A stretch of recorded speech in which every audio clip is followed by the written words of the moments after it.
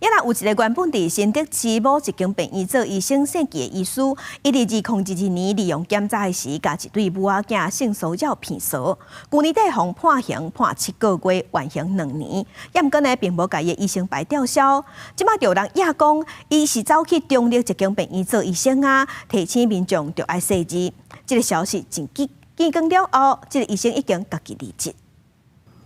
有一位网友伫咧 FB 表讲，桃园中立有某一间病院，有一位新请的姓纪的小儿科医生，竟然是因为威胁罪，互法院判7个月、缓刑2年的医生，提醒大家注意。这位姓纪的医生，2022年甲一对母女看诊做心脏超音波检查时阵涉及威胁行为，去年底互法院判刑，依附新竹市医师听解委员会，处警告听取，并无吊销医师执照。 当然会啊，因为如果万一今天是我的小孩遇到这种状况的话，我当然会非常生气。变成说他在每一次去看医生的时候，我就会一直紧盯在旁边。所以你觉得一开始事发就应该吊销执照？